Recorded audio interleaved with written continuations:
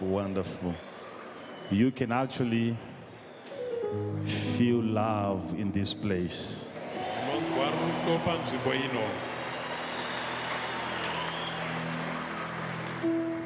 Whenever you feel love, you are feeling God. Because God is, you may be seated.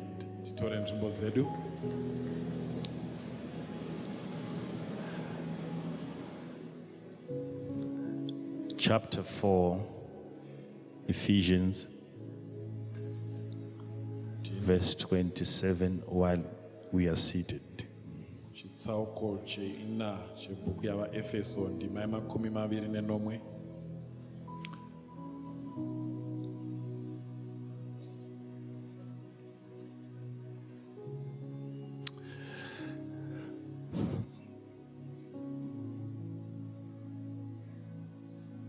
Neither give place to the devil.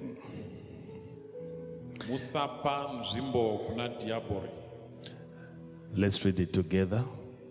1, 2, go. Thank you.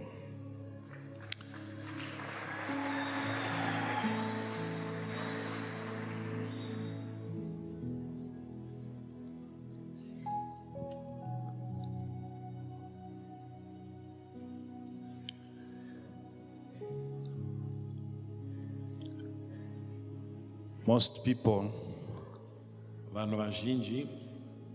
that are Christians today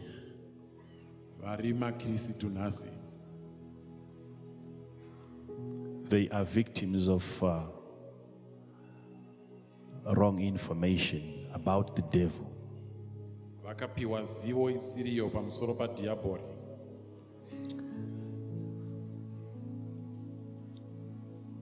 The devil has power,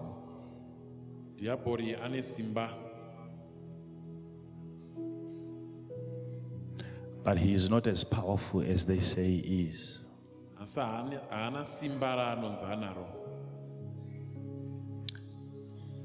The devil has power,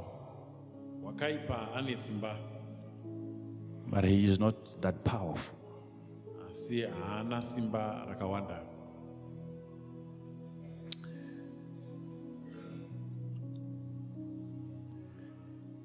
If the devil was more powerful than a Christian,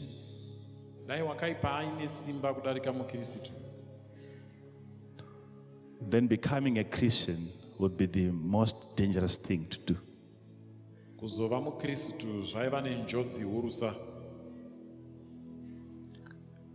Jesus would not have encouraged us to be born again.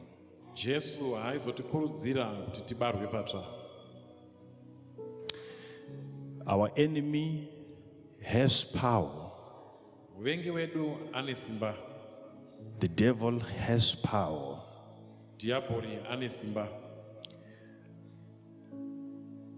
But he is not as powerful as a child of God.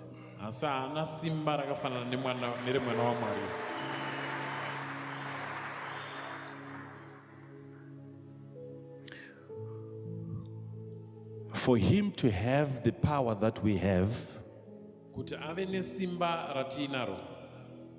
he even wished to be born again.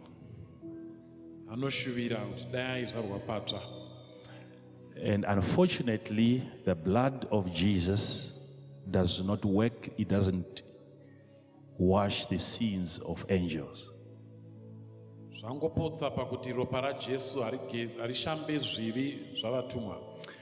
But if the devil had an opportunity to be born again, he knows that he would have been more powerful than he is today.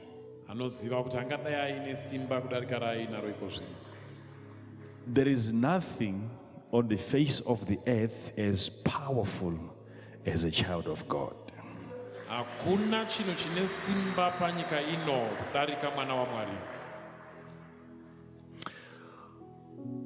Paul is saying something very important to the Ephesians. Paulo arikutaura chimwe chinhu chakakosha kuvaEfeso. After mentioning quite a lot of things from verse 1, apedza kudoma zvinhu zvizhinji kubva pandima yekutanga. then he gets to verse number 27 and he says, neither give place to the devil. Osvika pandima ye29 oti musapa dhiabhori nzvimbo. Don't give him a place. Musamupa nzvimbo.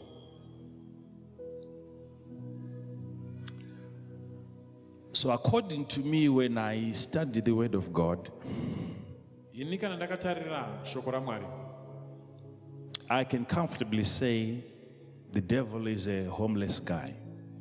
tinosvika pandinoti wakaipa haana pekugara. He doesn't have a place, Haana nzvimbo. in as much as we normally say that he stays under the sea. Isu tichitaura zvedu nguva dzose tichiti anogara pasi pegungwa. But according to this particular scripture, Asi maringe nendima iyi, the only place that the devil has today nzvimbo chete ina dhiabhori is the place given to him by us. inzvimbo yaanopiwa nesu.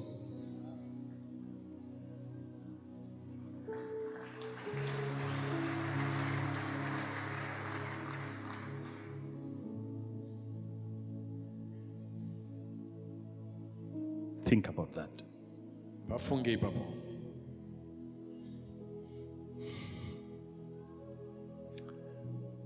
Just think about that for a minute. Upafunga ipapo kweminute imwe chete.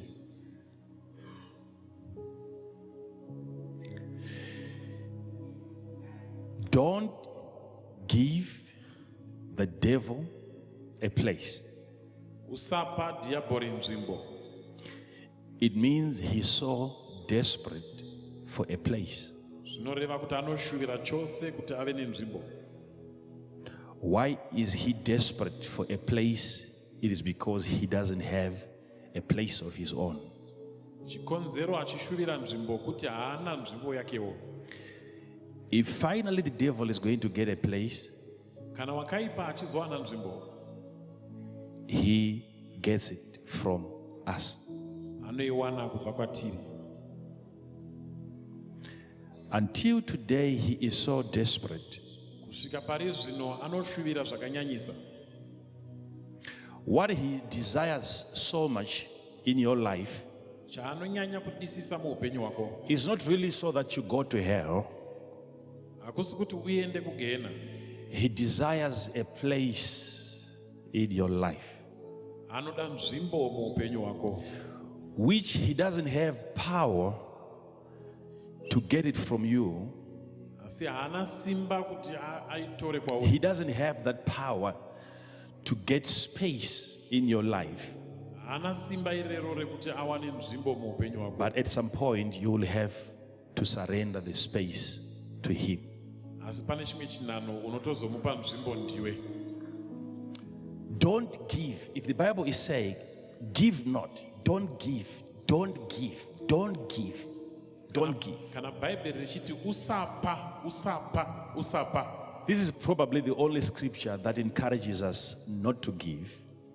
Iri ringava ndiro gwaro rimwe chete chete rinotiudza kuti tisapa. So you have to really be attentive to what the preacher is saying. Saka unofanira kunyatsoteya nzeve dzako unzwe zviri kutaura mushumiri. Don't give. Usapa. Space Nzvimbo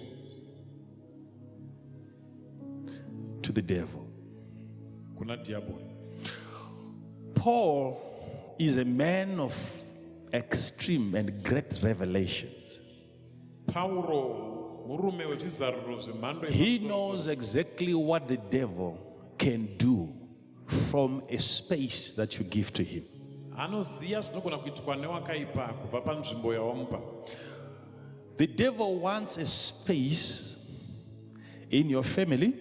wakaipa anoda nzvimbo mumhuri yekwenyu. He desires a space in your marriage. Anoda nzvimbo muwanano yenyu. He wants a space in your business. Anoda nzvimbo mubhizimusi rako. So that at the end of the day, he controls everything that you own from the space that you give to him. Kuti pakupera kwezuva angabata matomu pane zvose zvaungaite. He's looking for a space, Ari kutsvaka nzvimbo. not so that when he gets it, he sits there and he sleeps. Kwete kuti kana aiwana ogara ipapo okotsira. No. Kwete. He wants to operate, he wants to manipulate, he wants to control your life from that space. Asi anoda kuti atonge upenyu hwako kubva paine nzvimbo iyoyo. And he's never going to be successful Haasi kuzobudirira until you offer that space to him. kusvika wapa nzvimbo iyoyo kwaari.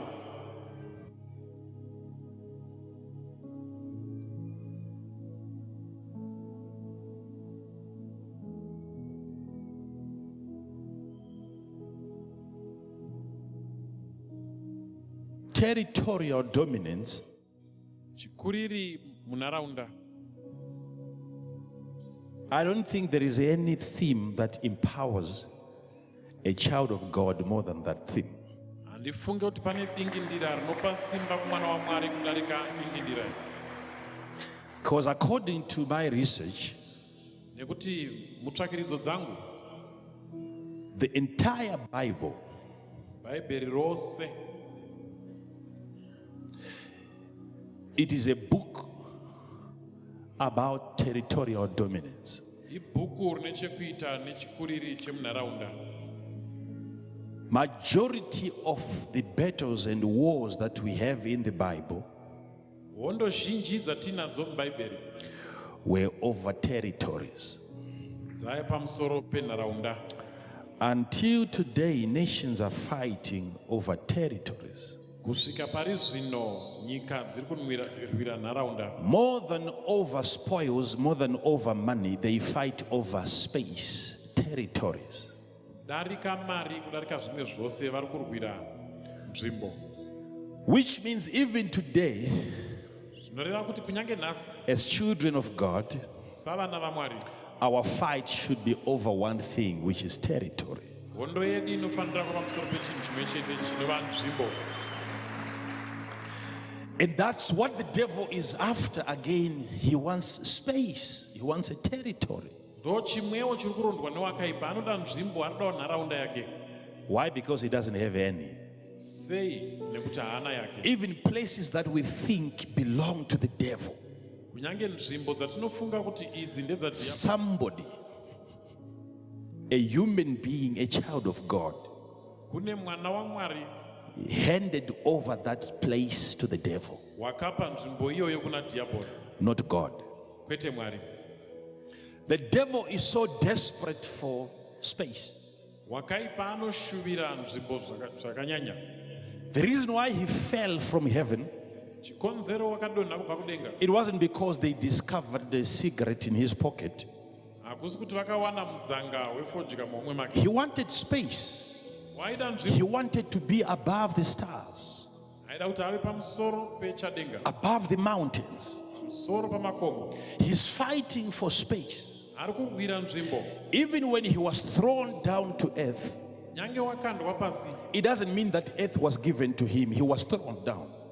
hazvireve kuti pasi rino rakapiwa kwaari. That's not how you give a gift to somebody. Hasiriwo mapira He was cast down from heaven. wakapotserwa pasi kubva kudenga. Doesn't mean that he was given earth. Hazvireve kuti wakapiwa pasi rino. But when he was down here, Asi aapano there was a man now who was then created by God kwakava nemurume wakasikwa naMwari to be in charge and to be in control and to dominate the space called the earth. kuti atonge nzvimbo inonzi pasi rino.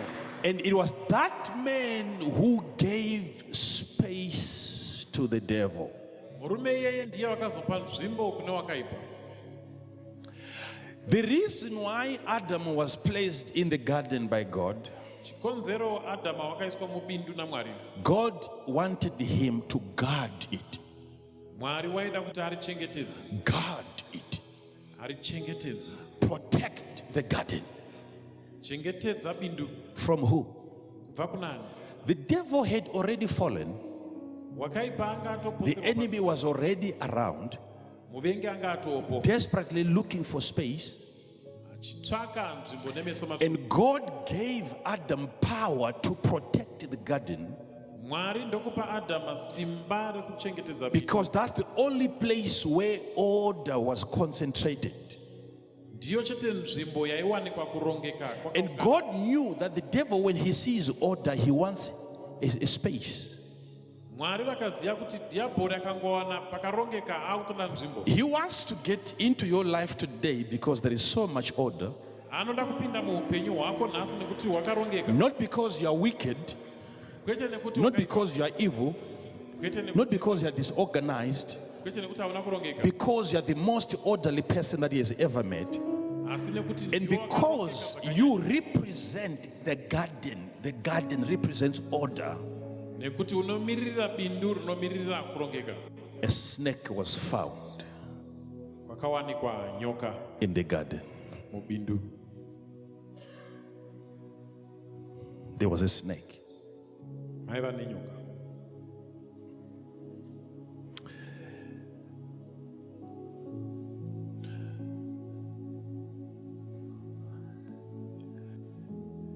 There were no two snakes in the garden. It wasn't 10 snakes in the garden. It was just one snake.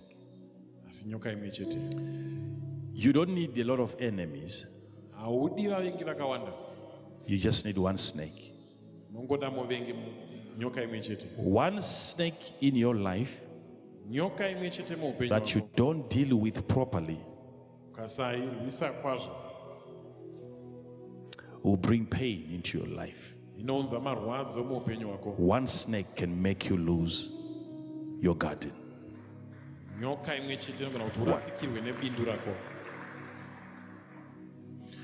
You don't need too many people talking to you. Just one wrong voice. One snake is enough. You give space to that one serpent, your good life becomes a miserable life. One friend, one relative, one boyfriend, one serpent, you can lose your garden. Space given to you by God must be protected, not by God, but by you.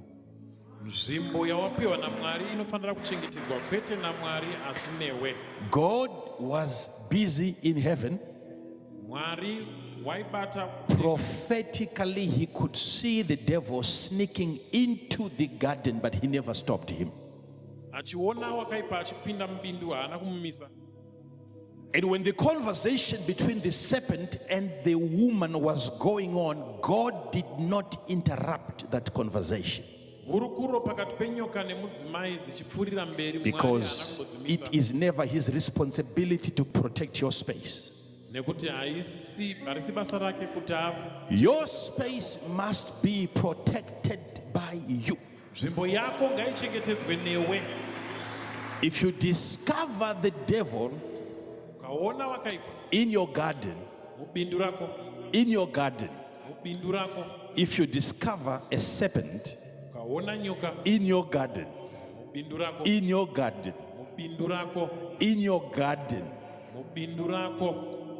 I know what they say. Today they say you need to call the parks. Yeah? You find a snake in your house, they say, get your phone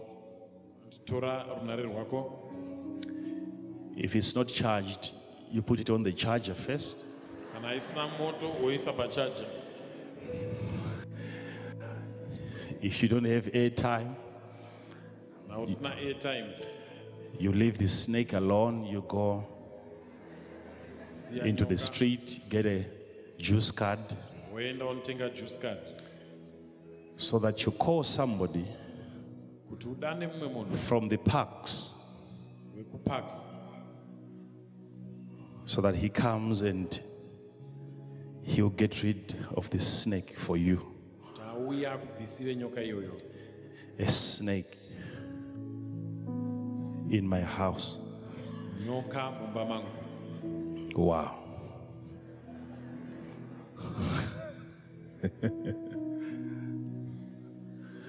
They don't encourage you to kill the snake. Havakukurudzire kuti uuraye nyoka. Killing the snake, they say it's against the law. Vanoti kuuraya nyoka kuchikora mutemo.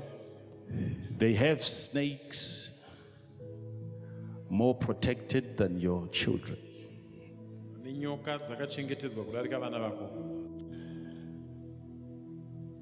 If I have to go to prison Kana zvichiita kuti ndiende kutorongo. because I've protected my children, Nyoda kuti ndachengetedza vana vangu.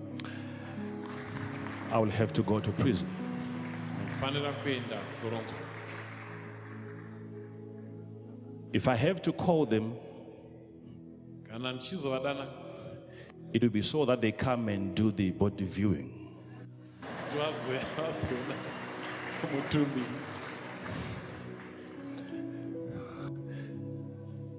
That's my understanding, because a serpent, a snake, Ndo manzwisira andinozvita nekuti nyoka is a snake. inyoka. No matter where you find it, Zvisinei nekuti waiwana kupi. it is a snake by nature. Inyoka pakusikwa kwayo. There is no environment that makes a snake a better snake. It is a snake by nature. Hakuna nharaunda inoita kuti nyoka ive nyoka iri nani. Inyoka nemasikirwo ayo. A snake in the forest is a snake, and a snake in the house is a snake. A snake in the church is still a snake. Nyoka musango inyoka. Nyoka mumba inyoka. Nyoka mukereke inyoka zvakare.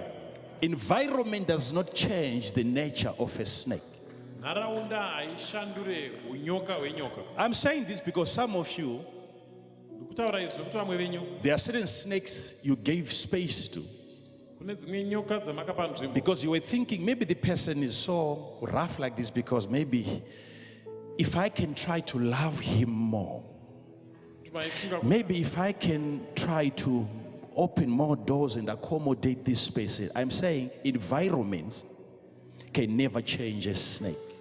maifunga kuti munhu ndikamuda anoshanduka kana kuti ndikamupa mukana anoshanduka. Ini ndiri kuti nharaunda haishandure You nyoka. said to yourself, let me just do more. Waizviudza kuti rega ndiite zvimwe. Let me try my best. Rega ndiedze nepandinogona. But understand that your best is not always the best to somebody. Asi nzwisisa kuti paunoperera hapasiri It doesn't matter how hard you try to somebody, you are yet to start. You haven't done anything as yet. hazvina mhosva waedza sei kune mumwe munhu hauna chawaita.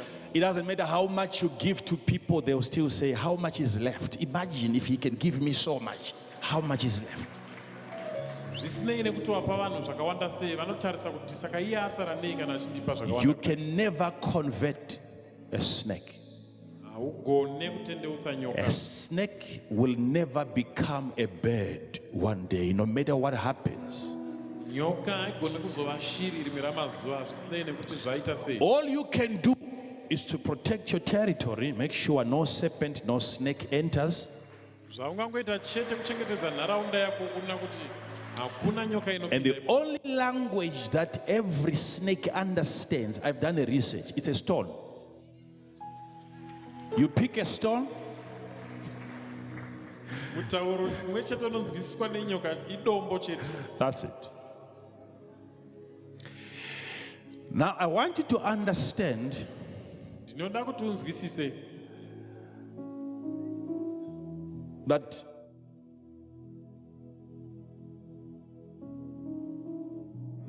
enemy is going to try everything possible to get a place in your life, in your marriage, and in your business. Kuti muvengi achaedza nepese paanogona kuti awane nzvimbo muupenyu hwako, muwanano yako, mubhizimusi rako.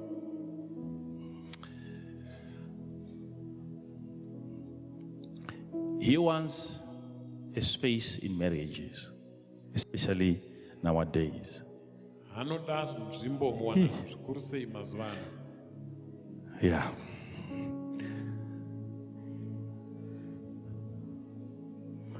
You really wonder why the devil is so much concerned about marriages. Nozvibvunza kuti sei wakaipa aine hanya dzakadaro newanano. And yet he doesn't have a wife. Asi asina mudzimai. He is teaching people on marriage. Ari kudzidzisa vanhu nezvewanano. Yet he has never been married. Asi iye haana kumbobvira akawana.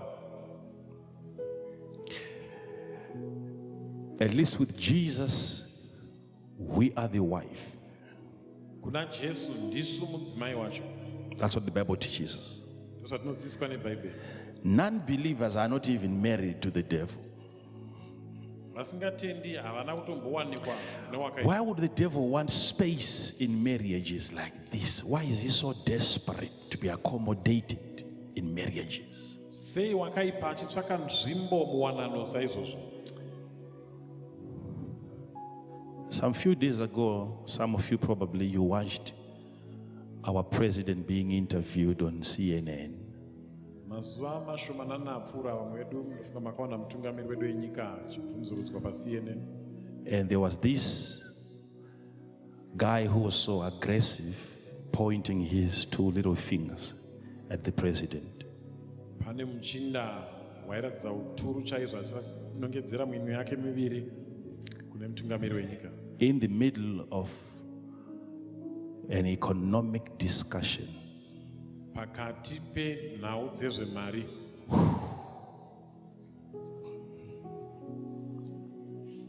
He gets into a question he thought was necessary. Anopinda pamubvunzo waaifunga kuti une basa. Talking to the Zimbabwean president, he had something that he thought was necessary, more important for Zimbabweans than our economy. Achitaura nemutungamiri weZimbabwe ane chaaifunga kuti pane chinonyanyokosha kudarika mamiriro ezvemari munyika yedu. What do you have to say about gay rights? Unoti kudiko pamusoro pekodzero dzengochani. Same sex.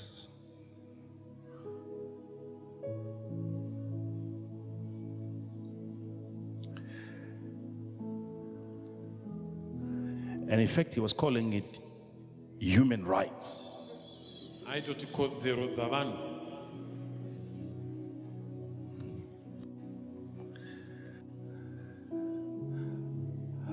Personally, I believe in human rights, but the rights are supposed to be human.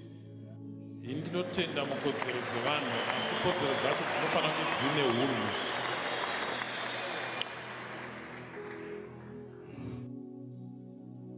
Some of you may wonder why I have a lot of enemies. It is because Ngochani Zawanda. Vamwe venyu vangazvibvunze kuti sei ndine vavengi vakawanda, because we now have many gays. No one hears me say this and then he keeps quiet. Hakuna anondinzwa ndichitaura izvi onyarara.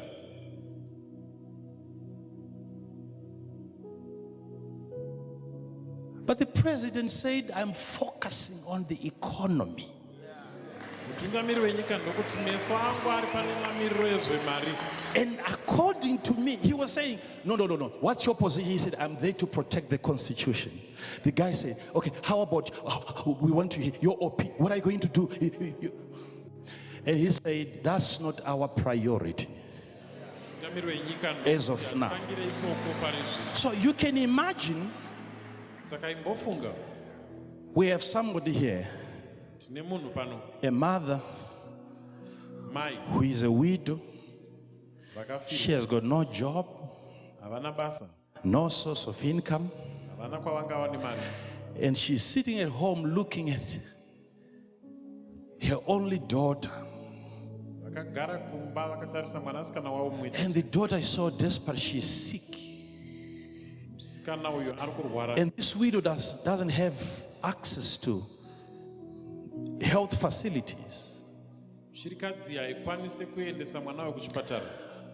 Not even talking about medication. There is no meal. She doesn't know what she's going to eat in the evening. Tisatambotaura zvemishonga, haasi tomboziva kuti vachadyei manheru. And in the middle of all that, Pakati pazvose izvozvo, there is somebody out there, an intelligent person, kune munhu kunze uko wakangwara, who of all the questions available, he chose this particular one. kuti pamibvunzo yose yaangabvunza akasarudza iwoyo. Wow. Just like the Pharisees, SavaFarisi, Jesus comes to earth. Jesu anouya panyika, He is God. ndiMwari. One day he stands in front of you. Rimwe ramazuva omira pamberi He penyu, gives you an opportunity to ask one question. okupa mukana wekubvunza mubvunzo One umwe chete. question for the first time and the last time. You never find God again. But he comes to you, he says, ask any question, even about heaven. Anouya kwauri kuti bvunza chero mubvunzo kunyange wezvedenga. And they said to him, why are you healing the sick on a Sabbath? Iwo umubvunza kuti sei muri kuporesa varwere musi weSabata.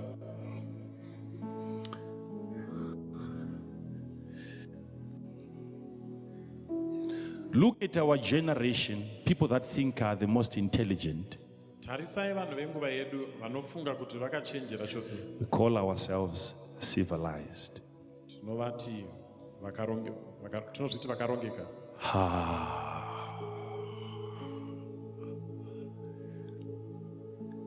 He kept on putting pressure on him, Akaramba akatsimbirira panhau yake iyoyo, wasting his time. The only opportunity he got chitambisa nguva yake, mukana mumwe chete waawana, to talk to billionaires and millionaires out there who could come into this country and invest. taataurira namuzvina mabhiriyoni nanamuzvina mamiriyoni kuti vaunze mari dzavo kunyika. No one is flying 10, 30, 40 hours to come to Zimbabwe to sleep with somebody. Hakuna ari kupedza maawa makumi mana endege achiuya kuti azotsvakawo kuvata naye kuno. I'm talking about when the devil wants space in everything that we are doing. Kutaura pamusoro pekuti dhiabhori anoda nzvimbo pane zvose zvatiri kuita.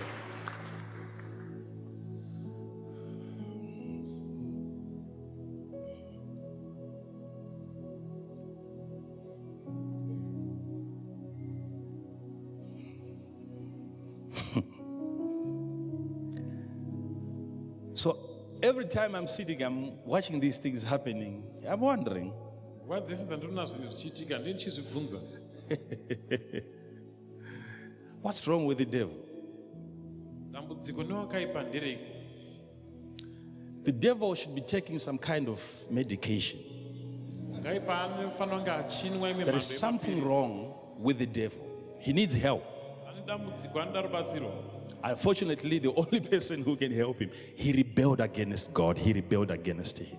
Zvazongoshata ndechekuti munhu mumwe chete aikwanisa kumubatsira wakamupandukira. Ladies and gentlemen, Vanabanana mai, I'm not saying there is no time when people should discuss about those issues. kuti hapafaniri kuva nenguva yekuti There should always be time for that. vanofanira kuva nenguva yaizvo. But not when people are discussing business. Kwete vanhu vachitaura zvemabhizimusi. Haukwane mubvunzo iwoyo ipapo hazviiti. That question has no space whatsoever.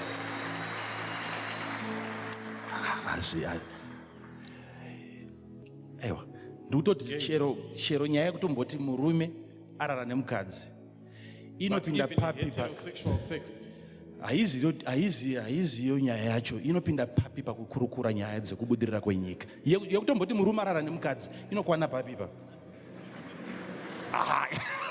ngatiregedze kupenga tichidai. Because business rinogona kutangwa rokura rorerwa rosirwa vana iri nhaka pasina kumborara kwemukadzi nomurume pakati apo. Business is business. Yapinda sei nyaya yeku nothing to do with sexual relations. Wow.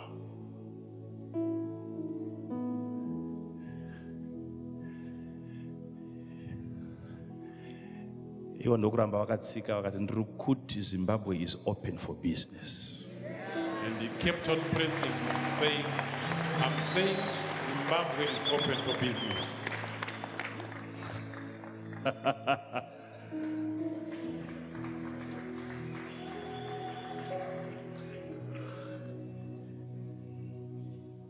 It has always been my prayer to have such leaders.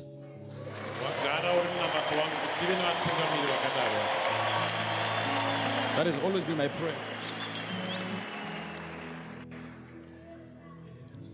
If we ever talk about human rights, we should make sure that the rights are human.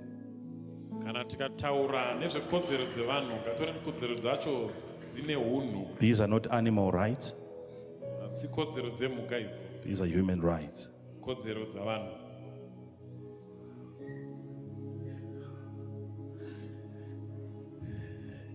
And yes, you just go and watch it. You can see that the man really got emotional. He was so angry.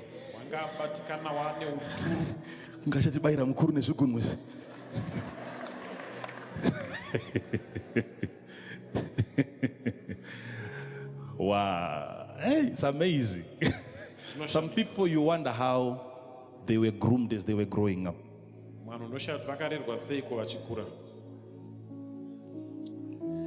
Do you know that him with his position, he also has a right to be respected by you? That's another human right that you're actually violating right there.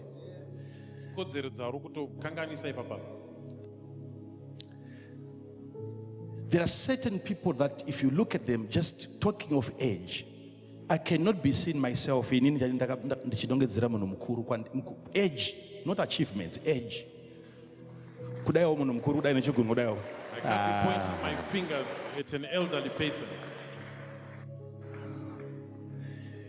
Because an elderly person has a right to be respected.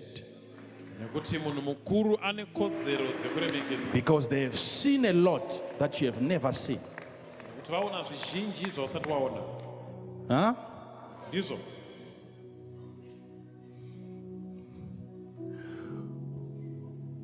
When I meet with a small boy,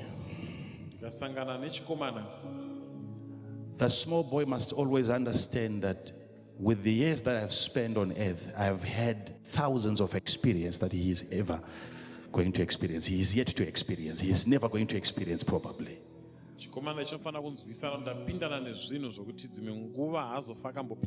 Why am I saying this? I'm saying this so that we understand how desperate the devil is to get space. But the message today, God is saying, don't give him space, leave him outside.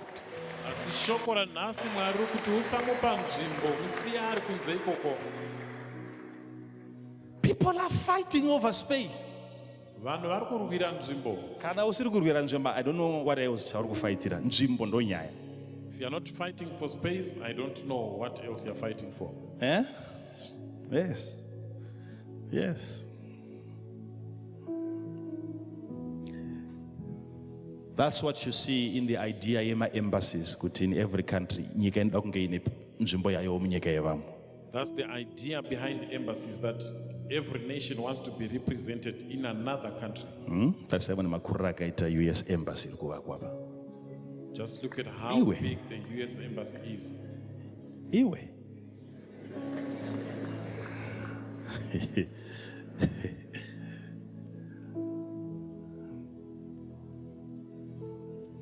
muchiti zvakadai so zvakaipa nyika yakazodai vakati no tozendemura tiri kuda presence yedu munyika imomo. It's happening everywhere. It's a good concept, but I'm just telling you that the devil wants to have certain portions in your life where he establishes his own structures there so that he can control you from there. I'm talking about the devil, not embassies, the devil. He wants a space in your life and then he controls you from that place. Don't give him space. That guy is a crazy guy. Don't give him a place. Muri pakati pekutaura iwe mumba nomukadzi wako zvinzwe kuti huri kuroedzwa dzakuenda. In the midst of your discussion between yourself, that guy wants to come in.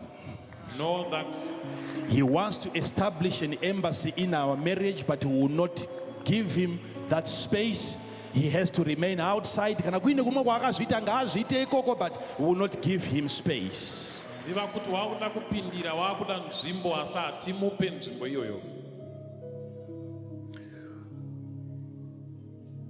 If you are ever going to be a leader, understand that you are already a leader, being a father, being a husband, you are a leader. Everything should be done by you to protect your children. Don't stop every serpent that wants to enter into your territory. It's not easy, wakomana. Wabuda kunzo kunyika yakaoma yakapka. You go out there and things are difficult. Vane mari vachiti taura zvokuti. Taura zvokuti. Are saying, say such and such. And you hold on. You hold on to something else. When you're out there, you are not being interviewed in your own country. But then you maintain your stance and you maintain your beliefs. Those zvinoitwa kana wapinda muteritori chero yomuvengi, maintaina zvawakatenda uri imomo kuti I will never compromise. This is what happens even when you enter the enemy territory. Maintain your beliefs.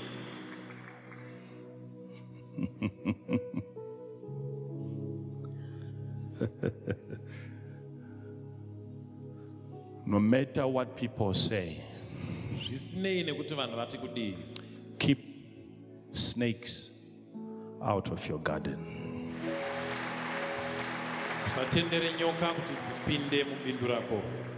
Keep them out.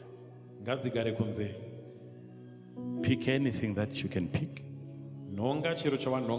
Fight snakes with everything you have. Don't massage them. Don't anoint them with oil. Kill them.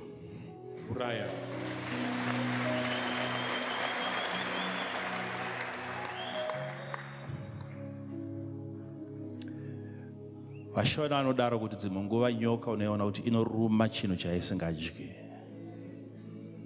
The Shona have a proverb that a snake bites something that it does not consume. Kuti go. Nona nyati yese noti zwe pu. See a whole buffalo falling to the ground after being bitten by a snake. Yofuratira zvayo nyoka yakutodi. And it turns away, it begins to go. That's how a serpent thinks, because most people that want you dead right now, what about ufeko zvinezvi? Vanowine. Ndomo yawo inyoka. Vazhinji that want to see you dead, they have no benefit from your death.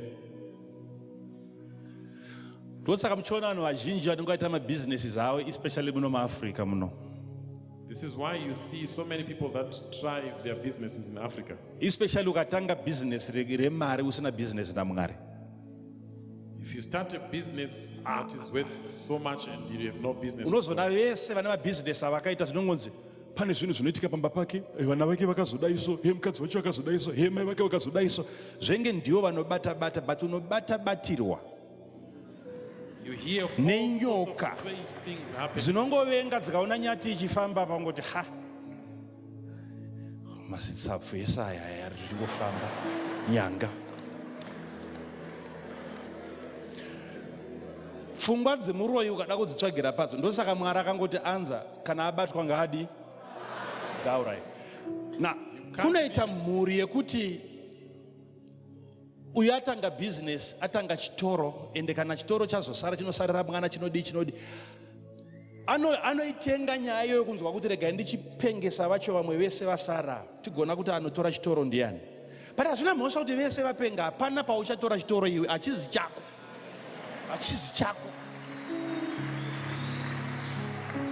Ndokusafunga kwenyoka. Chero ndikanzi handipo panapa handiziri ndiri kuparidza, unopa uyo akapaparidza ipa. Uyu akamirira izvozvo, uyu wandoziva achimirira izvozvo.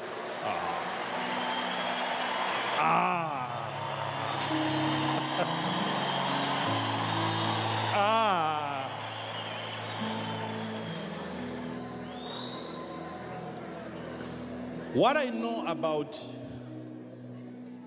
our people, they have tasted honey. So if you give them syrup, they know.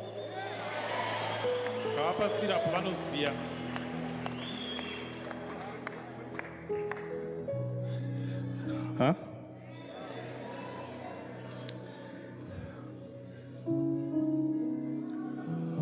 Unonzwa kuti mining vane mwana graduate. You hear that so and so's child is graduated. Achingobva bedzi ku graduation unonzwa kupenga. Straight from the graduation they lose their mind. Ufara vari muhosi vachifara. And the witch is happy.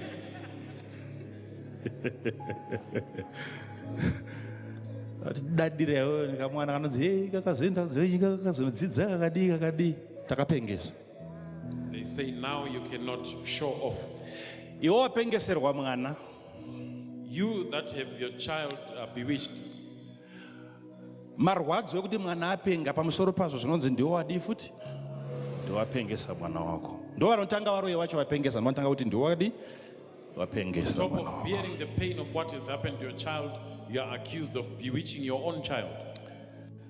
Kana mwana wako aine motokari, If my child is a car, chero akanzi arwariswa afa, even if he falls sick and dies, hapana mota iyoyo paichanzi yaye muroyi, hazvife zvakaitika. there is never going to come a time when that car will belong to the witch. Ndosaka hakuna muroyi akapfuma nokuroya. That's the reason why there's never been any witch that has become a millionaire. Vamweni kana through muchifunga kuti witchcraft. Satani ndiye anoupfumisa hamutomuzivi. If you Hauda think it's the idea. devil that makes people rich, Kana uchifunga kuti Satani anopfumisa haumuzive. if you think the devil makes people rich, you don't know him. Because iye pache zvake haana pekugara, haana accommodate. Ndiye ari kunzi musamupe nzvimbo. Iye pache zvake haana imba, haana property. Because he is homeless. He is the one that is being said, do not give him space.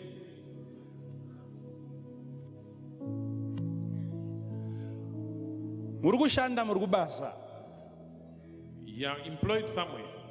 kunogona kuita mukuru wako waunovenga zvekuti do. You can have so much hatred for your boss. Anogona kuvengwa nevamwe vashandi vari pasa. You can even be hated by other Asi senior aripo workers. pamusoro ipapo nokuda kwequalification, ane dzidzo, ane mapepa ainawo amusina, muri pasipa. But he's there because he qualifies. He has certain papers that you don't have. Zvekuti chero mukamurongera mukamuuraya, To an extent that even if you plan and kill him, munosiyiwa imi kunotsvagwa mumwe futi ane dzidzo yamusina, wonzwa kunzi paane munyowa nawe. But mauraya, you'll be left there and another one appointed from outside who qualifies. kunonzwa zvakanaka. Are you getting me well? Chinoita kuti muvengi wako iwewe azvipire kuve muvengi wako kusafunga, What causes your enemy to commit? nekuti hauna chawamuita chamutadzisa iye kuti apromotwe. No, uri kungosumukawo neupenyu hwako namwari wako nemhuri yako che. Because you have not done anything to them that causes them not to prosper. You are only prospering. But there is a serpent, there is a snake somewhere in your garden asi pane nyoka pane imwe nzvimbo mubindu rako that wants you dead. inoda kuti ufe.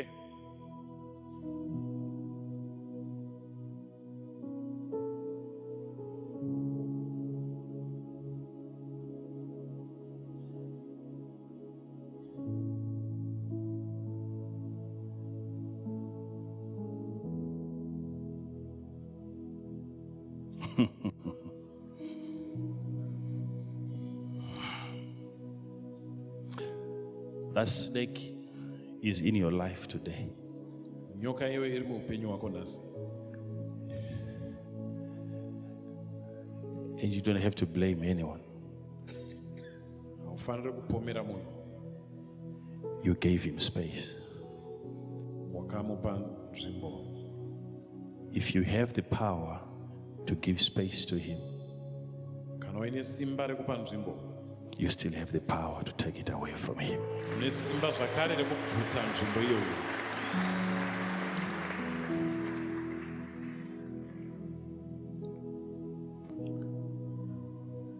There are people that you have tried to help so far Pane vanhu vamakaedza kubatsira kusvika pari zvino. because your revelation was not yet mature. Kuti chizaruro chako change chisati chayaruka. You started by giving people money. Wakatanga nekupa vanhu mari. But hear this from me today. Asi kubva kwandiri nhasi. Once you have a greater revelation, Kana waane chizaruro chikuru, you will understand that money is the last thing that you need to give to somebody. unosvika pakunzwisisa kuti mari ndo chekupedzisira kupa munhu. When somebody is in need and he's so desperate for help, Kana munhu achishuvira chose rubatsiro, he thinks if only I can get money, my problems will be solved. anongofunga kuti ndikangowana mari chete nhamo dzangu dzapera. But he doesn't understand that if he doesn't have money, Asi hanzwisise kuti kana asina mari, he also doesn't have an idea. haanawo nezano zvakare. And obviously, he cannot know exactly what he wants for him to get out of that problem. Saka haangazive chaicho chaanoda kuti dambudziko rake ripere.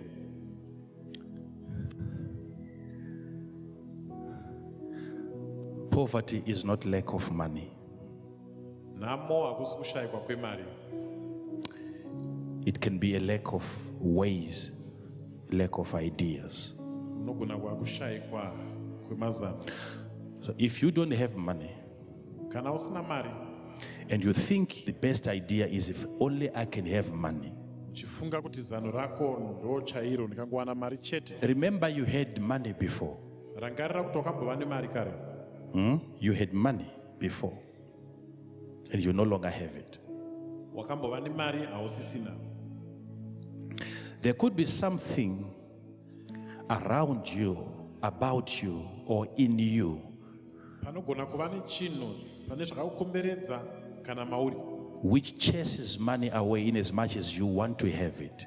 chinodzinga mari iwo uchishuvira kuva nayo. And that thing should be identified and you remove it from your life. Chinhu ichocho chinofanira kuzivikanwa uchibvisa muupenyu hwako. So next time when money comes, it stays. Saka nguva inotevera kana mari yauya inogara. There are so many things that you can give to people as help. Pane zvizhinji zvaunokwanisa kupa kuvanhu serubatsiro. Give them an opportunity to earn the money. Vape mukana wekushandira mari iyoyo. Give them a chance. Vape mukana. You can open doors for them. Unogona kuvazarurira mukova. Many things you can give to people Zvinhu zvizhinji zvaunokwanisa kupa apart from money. kunze kwemari. Ideas are more important, more precious, more valuable than money. Mazano akakosha. You can spend your time with somebody, Kuna kupedza nguva yako nemwe munhu. and that is way beyond money. Izvozvo zvinodarika mari. So please understand this. Ndapota nzwisisa chinhu ichi. You have people in your life that are seeking to destroy your life. nevanhu muupenyu hwako vari kutsvaka kuparadza upenyu. They won't be successful, I know. Havabudirire, ndinozviziva. But you have to do this one thing. Asi unofanira kuita chinhu ichi. Don't ignore snakes. Usafuratira nyoka. Don't ignore the presence of the devil. Usafuratira uvepo hwakaipa. When you find the devil somewhere in your life, he's definitely doing something there. Ukawana wakaipa ari muupenyu hwako, ane twari kutobata-bata ipapo. Repossess that territory Tora nzvimbo iyoyo and take charge.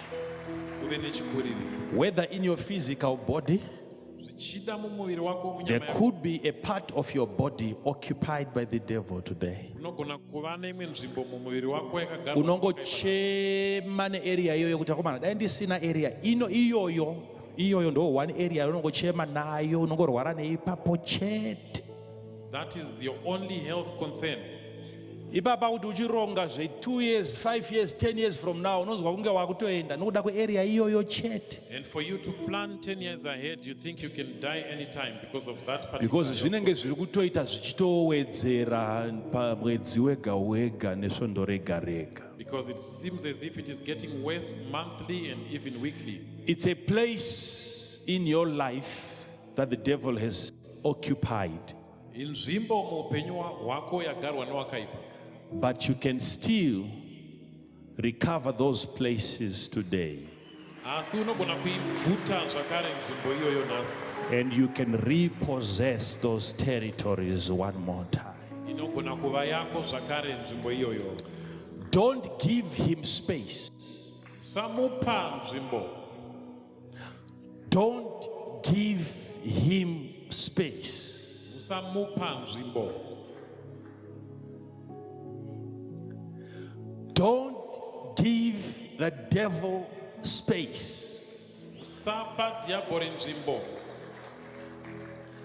Hakuna chimwe chaari kuda nhasi, ari kuda nzvimbo.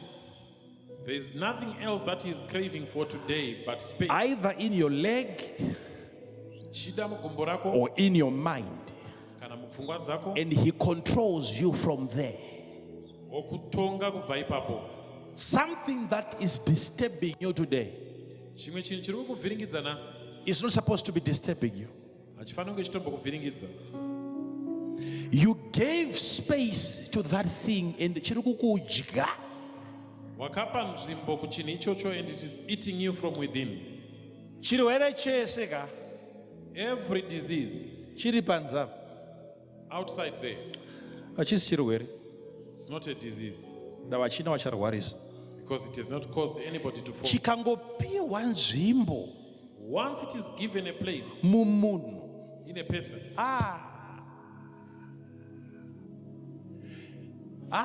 icho hachife, munhu ndiye anofa. the disease does not die, the person is the one that dies. Asi unoona vanhu pavanenge vazobata kuti ndaita chirwere chakati, And you see people when they see I've contracted such a disease, panomhanya nacho kuna chiremba they run to the doctors, nekukabira mapiritsi. they take medication. Vari kuedza kudi What are they trying to do? kuti nzvimbo dzatorwa nechirwere dzidzoke.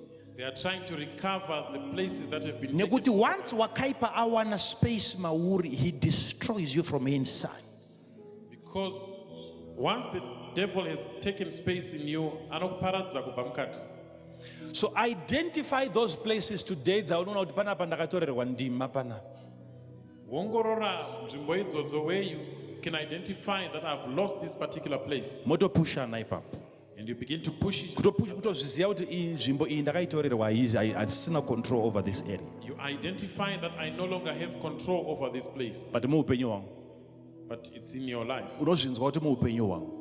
You know, you feel it, it's in my life. Because there are so many things in your life that are trying to take your space. Nekuti kune zvinhu zvizhinji muupenyu hwako zviri kuedza kubvuta nzvimbo. Vanombouya vana kubedroom kwedu vanogogodza vakafora pamudhogo kudai so usvika warivhura. Children come to our bedroom, then they knock until you open. Vakapinda vanoti mwanda semasvosve kudai. When they get in, they are everywhere. Kusvika tatarisana tiri vaviri kuti vatota take over panapa. Until we look at each other and say they've taken over. kana panga paine discussion, If you had a discussion, auto postpone. you have to postpone it. Kana manga mchiwatcha news, If you're watching the news, hazvina mhosva makatenga ngani TV dzimwe dzese dziri kufashamira vanoda iyoyo vanouya vononga marimoti vochinja matone makatuni. they take the TV But remote. pane breaking news, pane zvaitika 2 hours ago. They are watching, there's breaking news, something that has taken place 2 hours ago. But ivo vari kuti pane makatuni ari kutobuda izvozvo izvi. But they are, Anofana saying kutooneka. there are some cartoons that are showing right now. Unoguma wonzwa news nevamwe iwe une TV mumba. You end up hearing news from elsewhere and yet you have a television set in your house. Why? Nekuti vatora nzvimbo. Why? Because they've taken over. Asi tinosiyana pakuberekwa. Ini ndine kamwe kakarekitawo kakangodai so maiwo vane kakarekita kavo kavainako. Kana time yakwana vakati out. She has a way of casting them out. It is so amazing. They will flee like flies. Good night, good night, good night. But if I try to say, Imi, shobudai, maybe it's the way that I say it, I don't know. But she has authority, she knows this is my place of fun. I'm going to go, don't go up.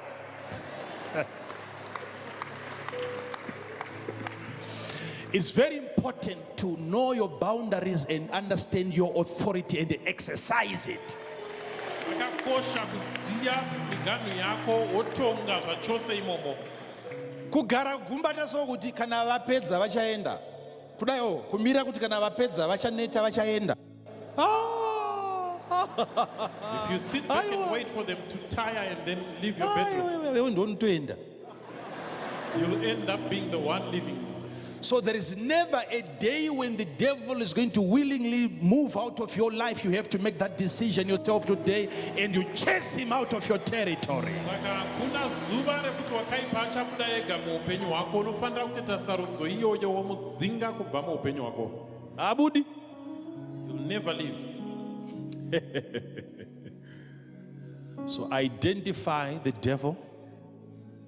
Wona pana diaboli. Any space that you lost.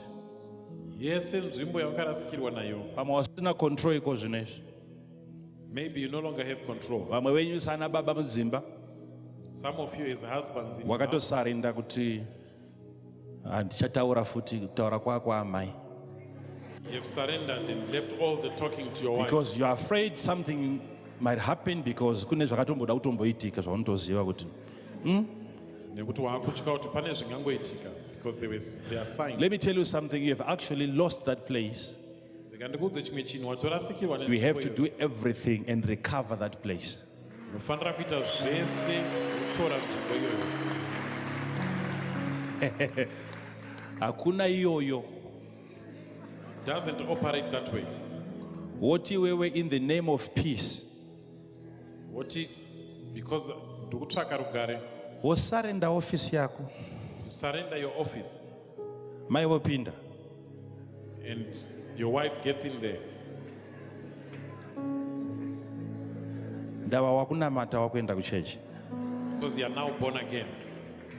Hatina chechi inokurudzira izvozvo. We don't have a church that encourages such setups. If anything goes wrong in that family, iwewe baba ndiwe nemhosva ipapo. Pakawana chinokanganisika munzvimbo iyoyo, you as the husband are responsible. We all know kuti madzimai by nature, zvezvo kunzanzi midziyo isina simba hakutaura kwevanhu. They are strong. They are very strong. Ana madzimai vakagadzirwa zvakasimba. Zvakasimba zvokuti wiki zvezvekunyepa kweko. Wiki. Indobhiliva kuti dai Mwari asina kuisa vhesi yekutoti murume ndiye musoro, taikuvara.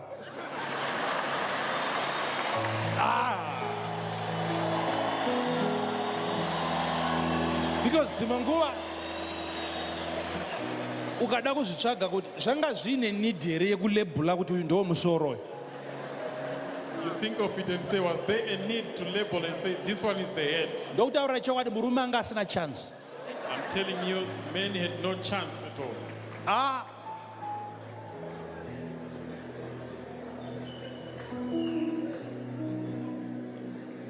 Kwete nekuti madzimai anda kutonga, but ndiri kutoti by creation they are more powerful, more reasonable. Vane misoro inotodhonza kutopfuura varume.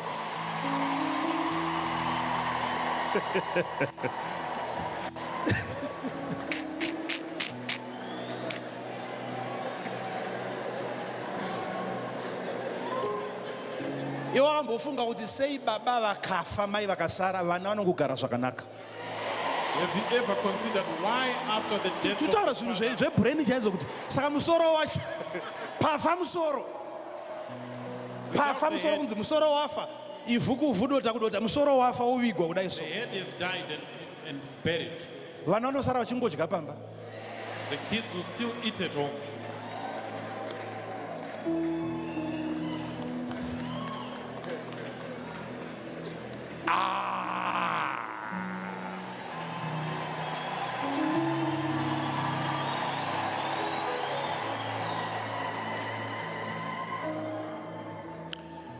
Chinotipa kuti tive misoro, uye tive vana baba, uye tive in charge. What causes us to be the head and to be in charge? NdiMwari anototisappotawo. It is God that supports us.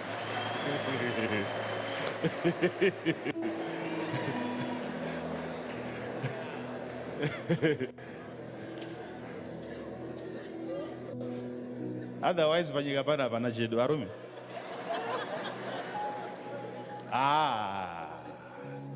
Vana mai vakauya.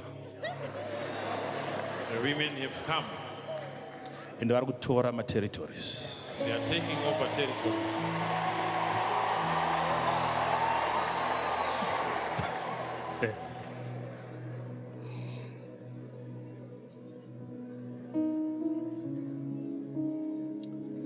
Hazvinetsi izvi, honorable.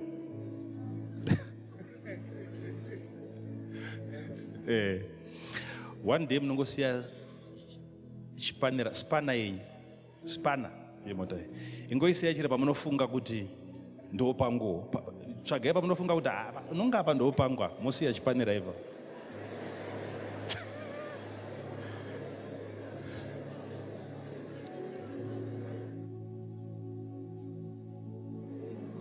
Unonzi kwezvi nongosiyiwa pese pese.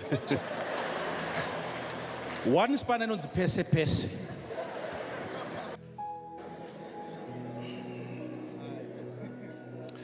Ndo vanhu vakaunderstanda instruction payakapiwa Adam kuchitonzi dominate nekudini ndo vakanyasonzwa.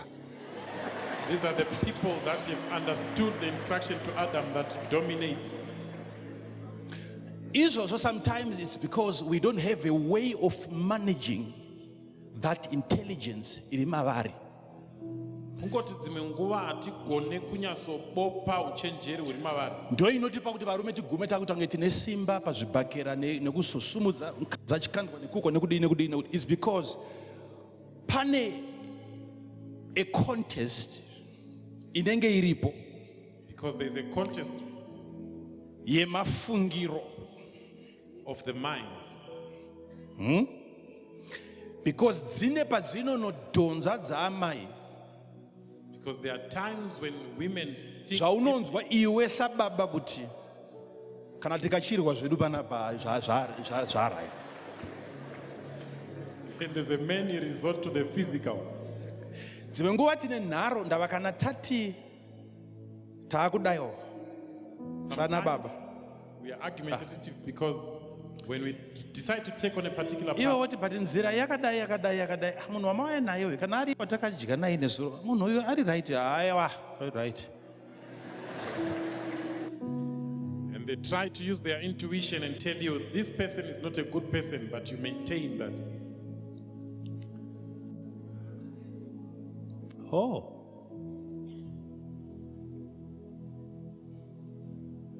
Kwemi mese varume imi mise kumabasa kwei masekretari enyu chaicho madzimai. Why is it that all secretaries in workplaces. Ndangoita ngoenda kutaura zvinhu zvisina musoro pa. Makaonei? What is it that you saw? Chawada kuti chiitwe na 2 o'clock ukatuma mudzimai na 2 chenge chaitwa. If you want something to be done by 2 Kwete o'clock, vese? send the woman. Kwete vese madzimai.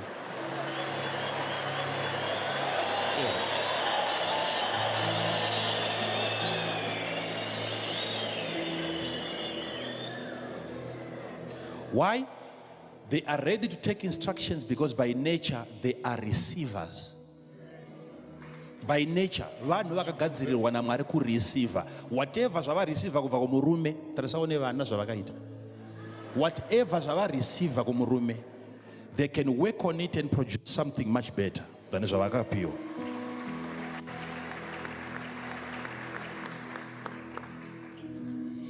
Murume unogara naye pasi kumutsanangurira kuti okay, You sit down with a man and explain. ndinoti udai, I want you to do this. chibva pano udai. From here, do this. Una chiti nguru maziso akauti ati haana kana chaari kumbonzwa ipa. You see them blinking. It's not getting anything.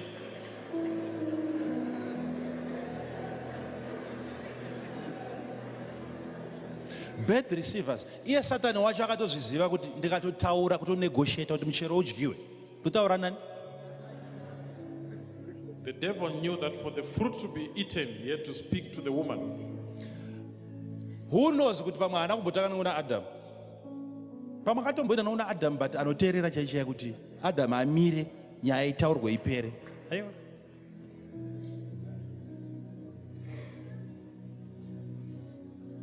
So vamwe vanotaura vanoti kana uine secret yausingadi kuti izobuda udza murume wako.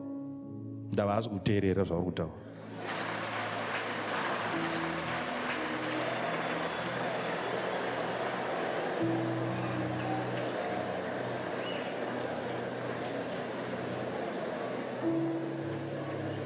Unotodzidzira kuteerera. Ndikutaura pamusoro territorial dominance. Unotodzidzira. You have to learn. Indakaluza nyaya dzakawanda dzaitaurwa naamaya. I've lost so many issues that were being discussed. Yongozotengera pakuti nyaya yandai kuudzai musuye. Ha. Vanhu vaive vasvika.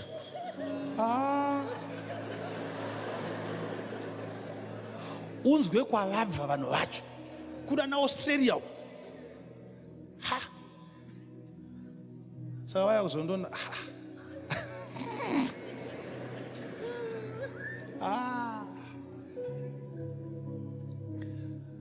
Hazvina kuti zvakataurwa. It was said. Murume aripo. The man was there.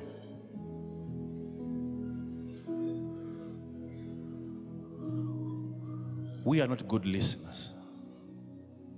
Tikwanise kunyatsoteerera. Ndosaka ndichigara ndichitaura chero zvipo zvemweya profesi ikanzi yagara pamukadzi. This is why even Semeasure yeprofesi ikabviswa pamurume ikaiswa pamukadzi. Maiwe. if the same measure Moto. of prophecy is removed from a man and placed upon Moto a da manzwira anenge achiita akatosiyana nemanzwira anoita murume.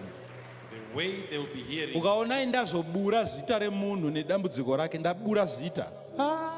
Zvaruzwa ipapo zvakawanda. And the problem, I'll have to go through a lot. Asi unotanga kutodzidzira manje kuti okay, But you start to learn I think ina handinzwe ini. to say, Saka ndoita sei? what do I do? Vakangotanga next time kuti unotozati okay, wada kutaura. Wogadzika foni pasi. Next time when she wants to talk, Woteerera. put your phone on. 1 minute, 2 minutes unzwa pfungwa dzakuda kuita wanda futi dzakuda kumhanya kune zvimwe unotodzosa kuti mai vari kutaura. Rega ndidi. Ndava uchazoudzwa next month kunzi nyaya iye. Kuteerera kunotodzidzirwa. You have to learn to listen. Kutodzidzira kuteerera. Make a conscious effort to learn to listen. Itai ma-interviews ipapa ubvunze vanhu tapedza service saka manzwei nhasi. Ipapa. Conduct interviews after the service and ask people, so what did you hear? Asi kuuya tadizve. But we were all here. Brain ndo ichi chakagadzirwa zvakanyangara zvokuti munhu anokuti dzvo kudaiwo. You find somebody looking at you, staring at you, Akakutarisa kudai so. staring at you.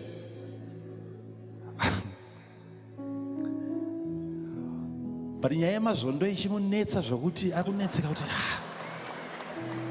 mazondo anowanikwa kupi Sunday.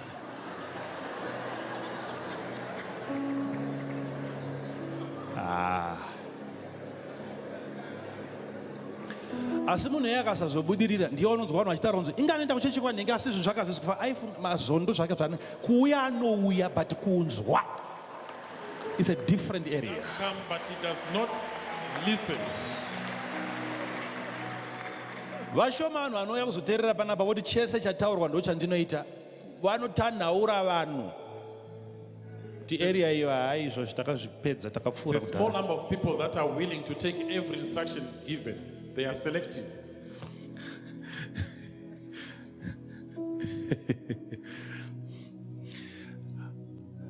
Ndakakuudza kuti ndakamboreceive message tiri paewa taita couples seminar.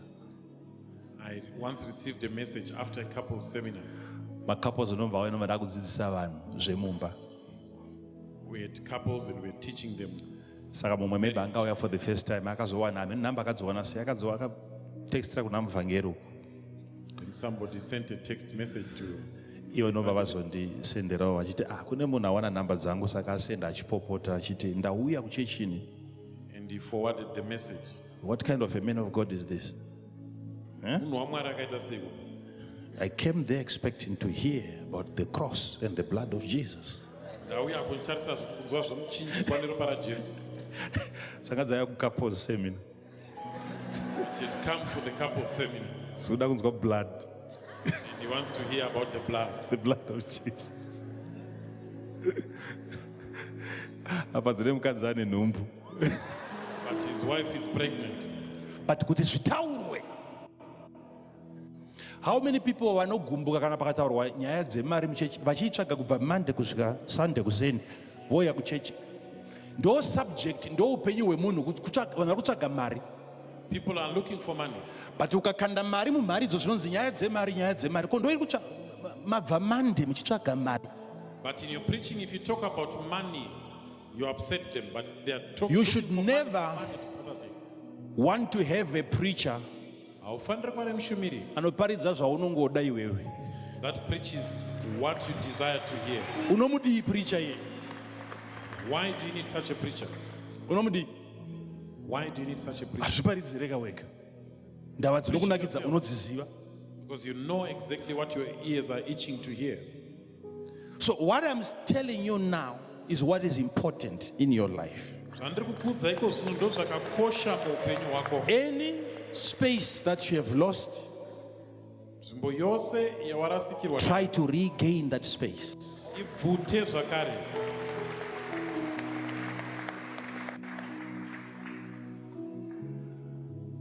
Vamwe murana amai panapa nenzvimbo dzedu dzakatorwa nana baba. You are mothers here, but you have lost your places to your husbands. Yes. Hakuna sikutorera vamwe. Kuna na amai vakatorerwa nzvimbo dzavo zvinezvi. There are some wives that have lost their places.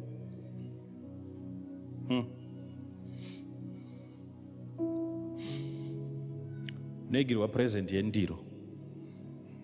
Gives you a plate as a present. Okay?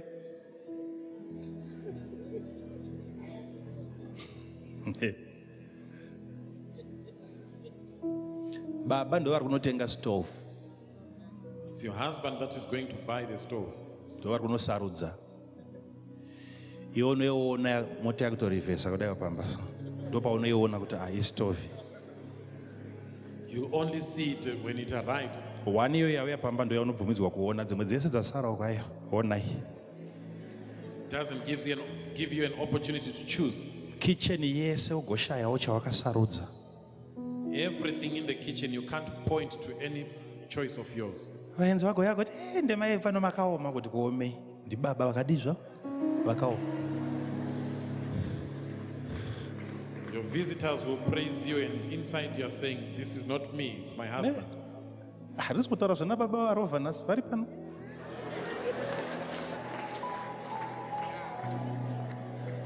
kana makura maakuziya zvinhu izvi munojekerwa. Mari dzedu panapa ndo dzinobatsira munhu kurarama pano, nokudenga kwacho dzinokuchengetedza. Ndo mari dzatikuparidza pano. Hazvitengwe newe, kusanganisira mubhedha. You don't buy even your bed. Hautengwe nemi baba. You don't buy the bed as the husband. Hauzi wako. It's not your bed. Iwewe by design unorara kana pasi, kana mumuti, kana chia, una nebasa rese.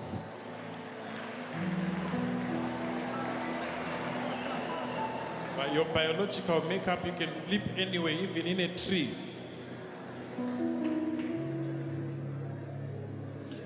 Vaikoko ana mai iterritory yenyu iyoyo ende munomaka kuti aiwa ndo area yangu iyo. That's your territory, women. Take over it.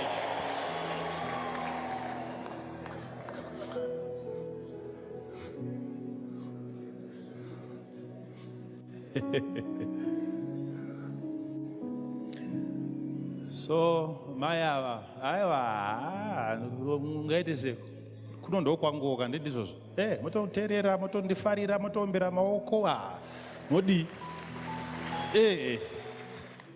ndizvozvo vanopiwa mari mayava ketu yoendawo mari iyoyo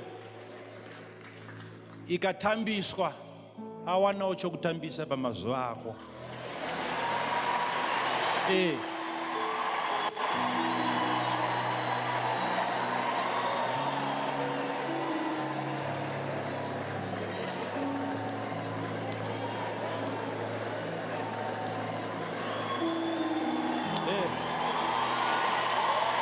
Ndizoshoka. Amene kuti se makambozonera varume kuti ukatengera mudzimai wako chipo. Have you ever seen that if you buy your wife a present, chinotaka kutokunakidza iwewo wacho zvokuti ukati mai iyi mota yayenyu, you begin to enjoy that same gift. vanobuda panzi vanona mota yei pasina. Ndo inotokunakidza ukanzibara wangu pachipo kuti yayenyu iyi finish. Ndiwakugara uri imomo mumota imomo. Ndiri kuti inini ngatimboti imari kangani kamanomboti mari watombozvifunga zvinombokwidza kari mwezi wanongomuka wamheno chichaitika mangikini ameno machemicals muviri chemical reaction inenge yakangonaka. Mai vanotombopiwa mari iyo. You can give your wife money moonozva mungadi and you say just use it at your own discretion. 2 days. After 2 days, ngakuti you come there. Hey.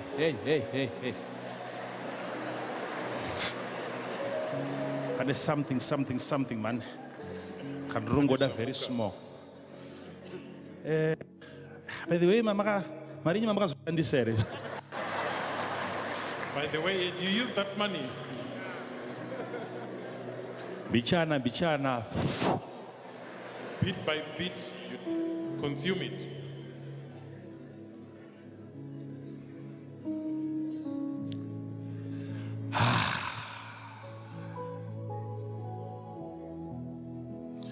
Papa wanga uchirongera ka list kanyorwa zvese nemaprayers ekutenda Mwari for a changed husband. You had your whole list written down of what you wanted to do with that money, including prayers to thank God.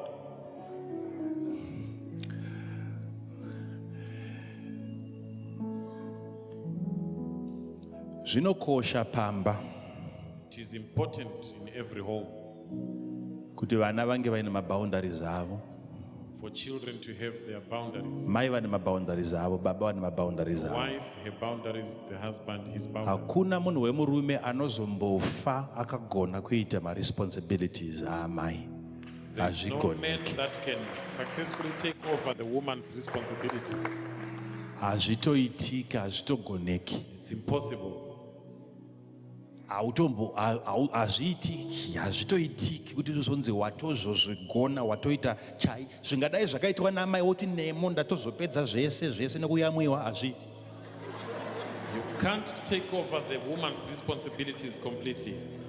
For example, you can't breastfeed. Uchatozotsvaga zvimwe zvinokubatsira chete, but you can never occupy the space yausina kupiwa naMwari. Ibva ikoko muridza aende, muregedze kuti maconflicts mumba.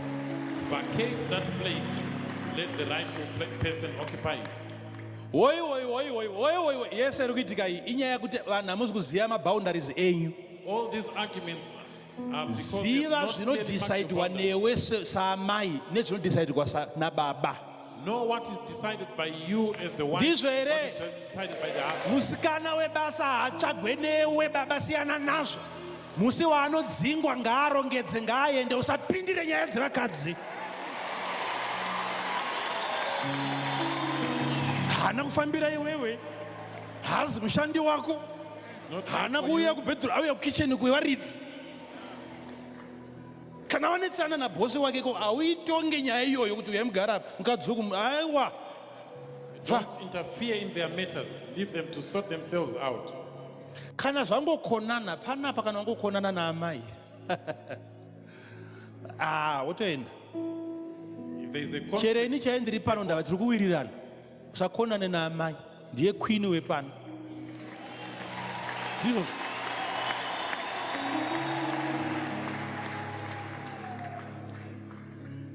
nzviko uchilekchira ukoyo baba, uchilekchira vasikana webasa chimupa manotsi.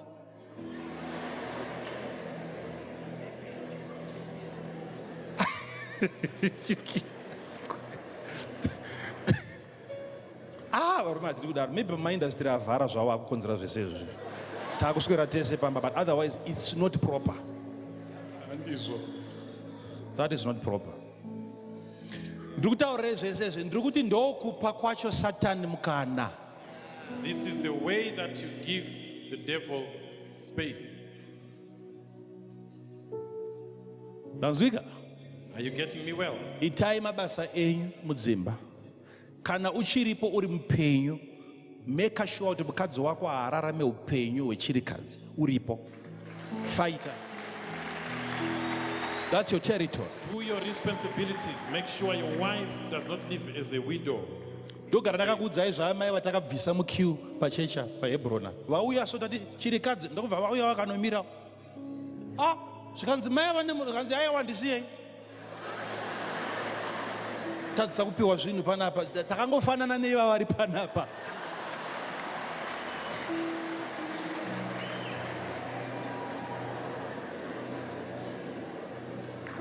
Ingoti do what dai mukadzi wangu akaroorwa nemumwe. Just think deeply and ask yourself, if my wife had been married to another, Haaizoita upenyu huri nani here? would she not have a better life? Dai murume wangu akaroora mumwe mukadzi asiri inini, If my husband had married another woman apart from me, kanjani upenyu hwaangadai ainawo? what would his life be like? Saka ndoita sei naizvozvo? And what do I do about it? Nekuti iyeyo wacho angadai akaroora achiriko. Because the one that would have married my wife is still around. Ndodii ndiprotect a garden? What do I do to protect my garden? Ndava ane potential achiriko. Because there's somebody out there with the potential. Wauri kutya kuti dai ari iye akaroora mukadzi wangu angadai agere zvakanaka achiriko. The one that you fear, and you ask yourself, you say to yourself, if he had married my wife, Iwe he should have had a better life. ndati achiriko. He's still there. Competition iri on kusvika Jesu achidzoka. Do your best. Competition Padiki is still on. pawapiwa naMwari papa, ita zvamandorokwati nemoyo wese. Until Jesus Christ returns, competition is still cutthroat. Do your best to maintain your space. Ndirikunzwika here zvakanaka? Are you getting me well? Tumwe tunhu twavanenge uchichemana kuti murume wangu wasodai, murume wangu wadai. Shamwari dzako dzenzi dzichipfipfinyika kuseka kunzi baba nguwe. Ari kupiko wakutotambisa kudaro. Ndo yaungati nhamo yaungacheme kuzotitadzisa kana kutanda uchitaura kuti murume anetsa nenyaya iyi.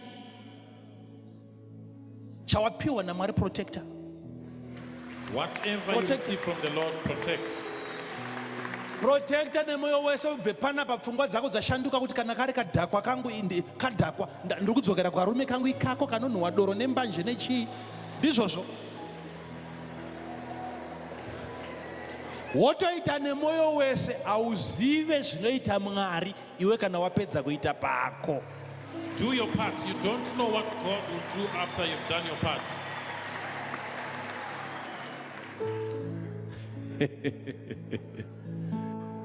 Udzari pedyo newe kuti protect your territory. Tell your neighbor, chengetedza nzvimbo yako. Udza Mwari kusaidi uko futi kuti iwe don't give the devil space. Usapa wakaipa mkana. Upenyu ndewako, imba ndeyako, marriage ndeyako, business ndeyako, church ndeyako. Don't give the devil space. It's your life, it's your marriage, it's your business, it's your church. Usapa wakaipa mkana. Protector. Protect. Huh? Protector. Protect. Ewo matenga isa takaisire ya. Why did we put this roof? I protection. Tikuchengetedza. I protection. Tikuchengetedza. Mabva kumba madhoo madi? Makia. Left your houses. Masiya mota zemadhoo madi? But apasi pachechi here pano? But madhoo madi zvei? Ndavanyoka nepachechi dzinodi? Dzinowe. Ingozviziva chero kwawaenda, chero kwaona vanhu vakapfeka magemenzi vakati mpuu. Know it wherever you go, even if you find people in white garments. Dziriko nyoka chena. There are white snakes there. Masawa machena. Ndinodzika zvakanaka. Saka chero kwawaenda, be alert. Ziso rako ngarimhanye kuti ingani nyoka pano zingangondi destroyer. Protect yourself, protect your family, protect your integrity, even protect your name, protect your nation. Zimbabwe must be protected. Protect your ministry. Chengetedza zvose zita rako, mhuri yako, nyika yako, ushumiri hwako zvinoda kuchengetedzwa. Vanenzwa here?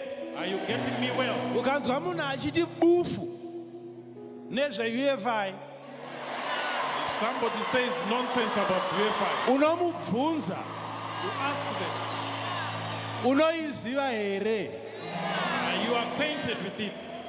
Wakamboendako here? Have you ever been there? Musi wechingani? When was that?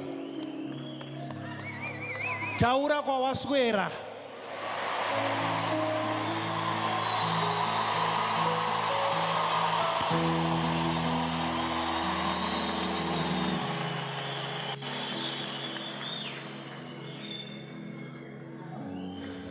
Ndakanzi nomwe minister. One minister said to me, Minister. a minister, Zvikanzi takanzwa kuti amene kwamakamboenda so ndobva maiswa mupoto mabataka kubhoiriswa nemvura. I heard that you went to a particular place and you were placed in a pot and you were boiled.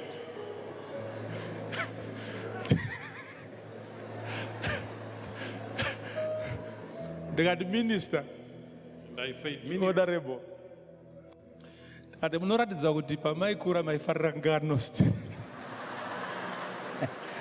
Tonga mairara kana sekuru vakasataura ngano.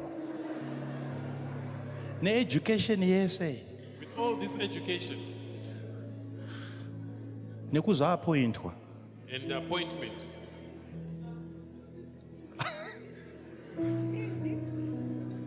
Makavhoterwa kai? we actually voted. Ati dai vanhu vaizviziva. People knew Ndobhureni dzenyu idzi. that this is the way you reason.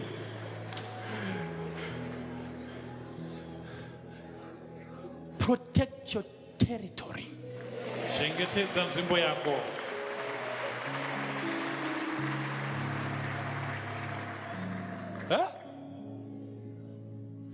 Vangani vanhu vanouya kuzokudza nezvemurume wako chai wako murume How many people come to tell you about your husband? vanokufonera vachikuudza mukadzi wako vanokuudza nezvewako mukadzi vanoda kukuudza nezvewako mukadzi They tell you about your own wife iwe woteerera and you listen. woteerera You listen. iwe woteerera. You give them an ear. Iwe woteerera. You give them an ear. Don't do that.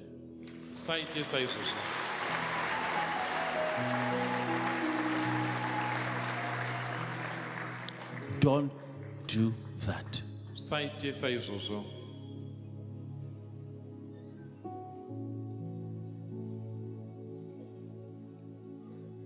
Kune vanhu vasiri kutoda zvachose kuti nyika ino isumuke. There are people that want to make sure that this country will never go up. Ufana kuzviziva izvozvo. You have to know it. Everywhere I go, Kwese kwandinoenda, I make sure that I do everything to protect my garden. noona kuti ndaita zvose kuchengetedza bindu rangu. No matter what people say, Zvisinei nekuti vanhu vati kudii. hazvina mhosva, ndosaka hapana chinozotaurwa chinondikuwadza ipapo, iye ndiye angatobva atokuwarwa zvake. Because I know myself, Ndinozviziva ini. ndoziva kwandiri kubva, ndoziva kwandiri kuenda, I know where I'm coming from and ndoziva zvandakaona nezvandiri kuona every day. I know what I've seen and what I'm seeing every day. Vanhu havasi kuda kuti iwe ubudirire. Zvibate izvo. People don't want you to prosper.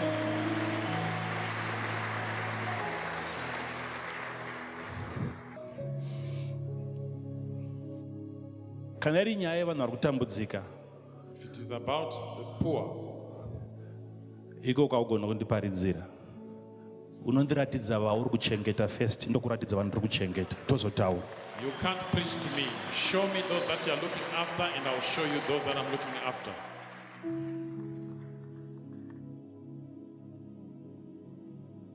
Ndotopedza argument iko munhu akangokuti haiwa makazodai, ngoti no, uya nenhamba yako, toita dhee redu musi weWednesday, toenda kwako iwe kwauri kuchengeta vanhu. Let's go, let's visit the people that you are looking after. Tapedza musi weThursday ndoenda newewo kwangu, tonoona I take you to where kuti ari kubatsira vanhu ndiani, tozotaura tapedza. Ndokutaura kunogonekeka. Saka protecta area yako, because people everywhere, they don't want you to succeed, they don't want you to prosper, they want to destroy your life. Do the best that you can, but in the process, protect your territory. itane pese paunogona asi chengeta. Vamwe vaita zvakanaka makaregedza makatsondorwa. Some of you were doing good but you were dissuaded. Makarumwa nenyoka. You were beaten by snakes. But you can go back and survive again and say, I have come. This time ndasimba.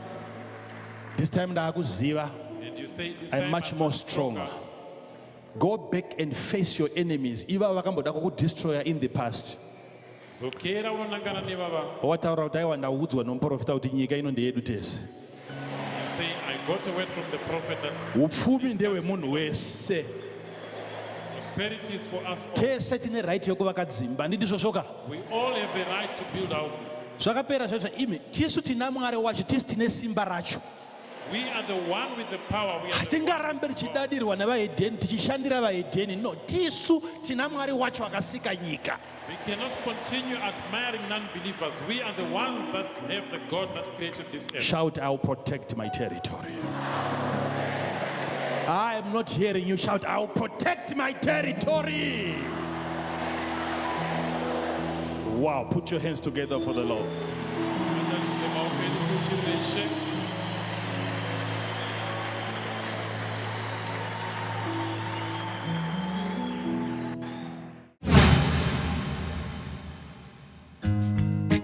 Heavens are open and your glory we see.